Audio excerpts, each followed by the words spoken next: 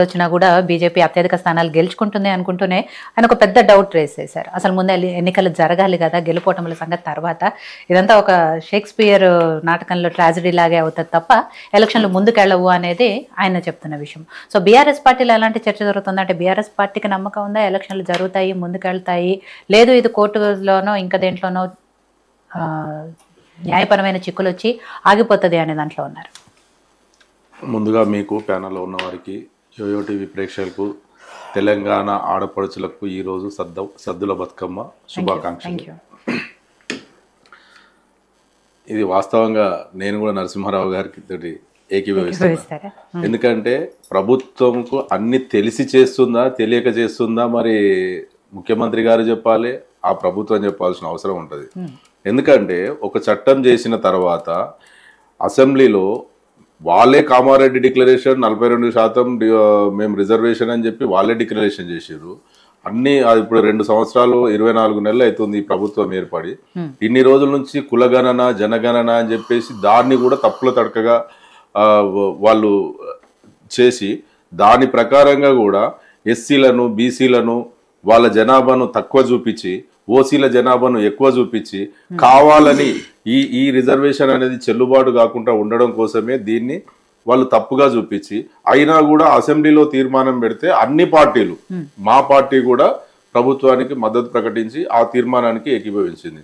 దాన్ని తీసుకుపోయి గవర్నర్ దగ్గర నుంచి అక్కడి నుంచి రాష్ట్రపతి దగ్గర పోయిన తర్వాత నిజంగా ఈ ప్రభుత్వానికి సీఎం రేవంత్ రెడ్డి గారికి చిత్తశుద్ధి ఉంటే దాన్ని ఈ రాష్ట్రంలో ఉన్నటువంటి అన్ని రాజకీయ పార్టీలను తీసుకొని కేంద్రం దగ్గరికి వెళ్ళి కేంద్రంలో ప్రత్యేక చట్టం తీసుకొచ్చి చట్ట సవరణ చేస్తే 9th షెడ్యూల్లో పెడితే నిజంగా కూడా ఈ ప్రభుత్వానికి బీసీల పట్ల చిత్తశుద్ధి ఉన్నదని చెప్పేసి తెలంగాణ ప్రజలు బీసీలు నమ్ముతారు. కానీ ఆయన ప్రభుత్వం ఆమోదించింది అక్కడ రాష్ట్రపతి దగ్గర పెండింగ్లో ఉండగానే మళ్ళీ దాన్ని అక్కడ పక్కన పడేసి మళ్ళీ ఆయనే ముఖ్యమంత్రి కావండి మళ్ళీ ఒక ఆర్డినెన్స్ తీసుకొచ్చి మళ్ళీ అసెంబ్లీ తీర్మానం పెట్టి మళ్ళీ ఒక ప్రత్యేక జీవో తీసుకొచ్చి ఇది చెల్లుబాటు కాదు అని చెప్పిన తర్వాత కూడా మళ్ళీ దాన్ని కూడా కోర్టులో పోయిన తర్వాత కోర్టులో కేసు పెండింగ్ ఉన్న తర్వాత 8వ తారీఖు ఉన్నదన్నాక ఈ రోజు మళ్ళీ దాన్ని మీరు ఎలక్షన్ కోడ్ ఇచ్చిర్రు అని అంటే రేపు అసలు అవుతుందా కాదా అని మేము కూడా సందిగ్ధంలో ఉన్నాం.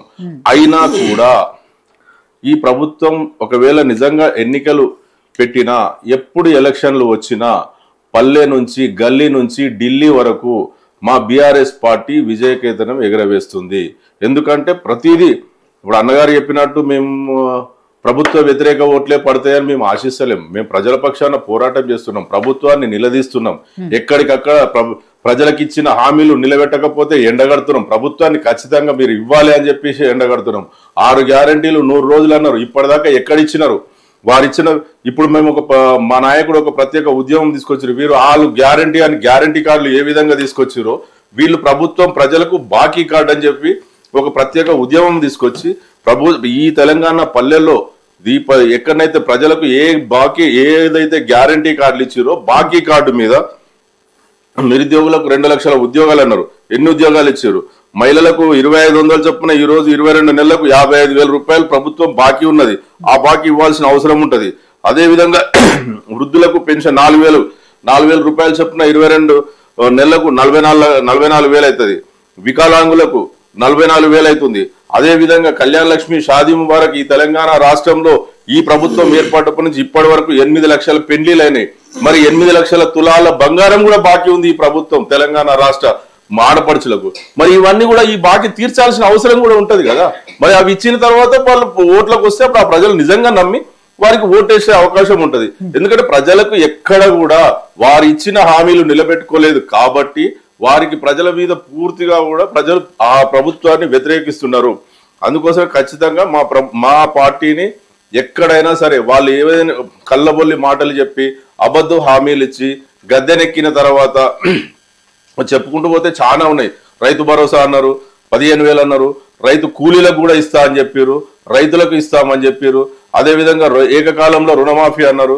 ఇవన్నీ చెప్పుకుంటూ పోతే ఇంకా గతంలో మనం అనేక సార్లు చెప్పినాం, ఇప్పుడు చెప్పుకుంటూ చాలా సమయం పడుతుంది. కాబట్టి ఎక్కడ ఏ హామీ కూడా ఈ ప్రభుత్వం ఇవ్వలేదు. కాబట్టి తెలంగాణ ఈ స్థానిక సంస్థల ఎన్నికలు తెలంగాణ పల్లెల్లో జరిగే ఎన్నికలు జడ్పీటీసీ ఎంపీటీసీ సర్పంచ్ ఎలక్షన్లు కాబట్టి ఏదైతే మొన్న వాళ్లకు శాసనసభ ఎన్నికల్లో వాళ్ళే గ్రామీణ ప్రాంత ప్రజలే వాళ్ళ మాటలు నమ్మి అబద్ధపు హామీలతోటి ఓట్లేసి ఈ రోజు గద్దె ఎక్కిరు కాబట్టి ఈ 2.5 సంవత్సరాలలో వాళ్ళ హామీలను విస్మరించి వారికి ఇస్తలేరు కాబట్టి ఖచ్చితంగా ఆ ప్రజలు ఎప్పుడు ఎలక్షన్లు వస్తాయా అని ఎదురు చూస్తున్నారు.